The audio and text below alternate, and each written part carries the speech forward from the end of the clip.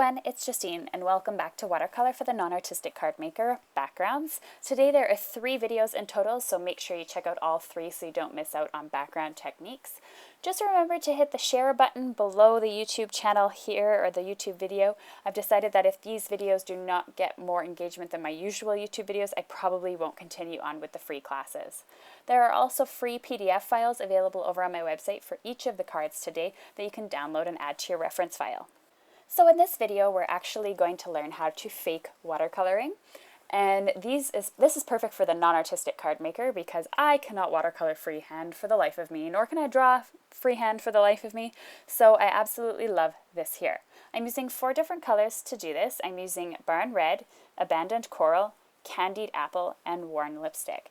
I am just inking up my stamp using various colors. I'm not 100% sure at this point what I'm going to use out of the panel that I'm stamping, or exactly where I'm going to be stamping this on my background, so which colors are going to get picked up, but you'll see that it creates a really awesome background.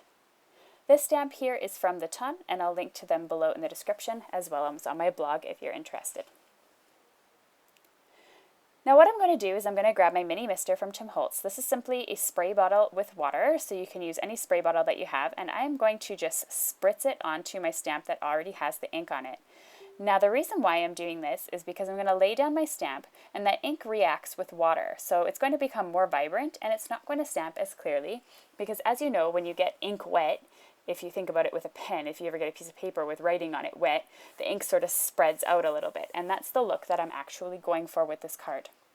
So I'm going to just simply take my hands and I am going to, or a paper towel rather, just to keep my hands clean, lay it down, and I am going to stamp that onto my watercolor paper.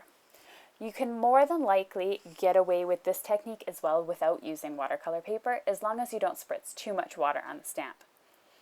It's going to create such an awesome look on the card. So you can see here, it's got a bunch of various different shades of color because we used the 5 different colors. And it's not very sharp because it almost looks watercolor-like. I actually decided to cut this down into different sizes. So what you could do is you could actually cut this down into 4 pieces and make bulk cards out of them if you wanted to. I want to make them 1 inch by 5.5 inches. And I'm going to take this and I'm going to layer it on top of a piece that is 5.5 by 1.25 inches. So now you have a nice black border. I was thinking originally to make a horizontal card and have this as a panel, but I ended up switching to a vertical card. I thought it looked better. This card panel is Neenah Solar White 110 pound cardstock, so you don't need watercolor cardstock anymore. It measures 11 by 4.25 inches. And it's scored there, you can see in the middle of the line, at 5.5 inches. I'm going to glue this flower panel onto the white cardstock, or onto the black cardstock I should say, and glue the black cardstock onto the paper.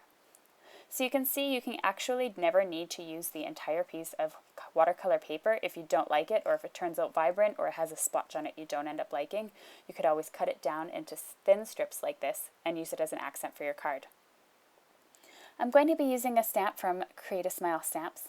This is one of the newer stamps, and it says love, and then there's a whole bunch of sentiments that can go with it. So I chose the Love You Always. This would be a perfect Father's Day. This would be a perfect sentiment to use for Valentine's Day.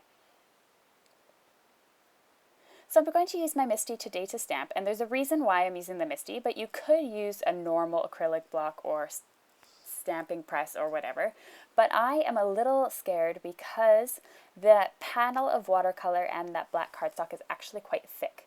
So I'm scared that I'm going to get too much of a white line in between the sentiment because I'm stamping the sentiment partially on the panel and partially on my card.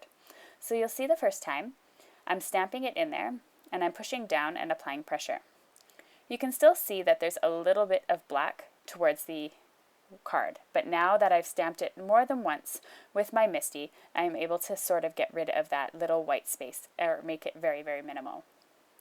Now it looks like the sentiment is coming off of my already painted panel. Lastly, I just need to fold my card panel, so I'm just folding it at that 5.5 inch fold line, and now I have my card Love You Always. You could always add some sequins as well if you think it needs a little extra something. All the supplies used are linked to below in the video description or on my blog. Please do not forget to share this video You can click here at the top to visit my blog and supply list, or over on the right to subscribe to my channel. You can also click on the moving video to check out another background tutorial from today's class. Thanks so much for watching, everyone, and remember there's more information and PDF downloads on my blog, which is in the description.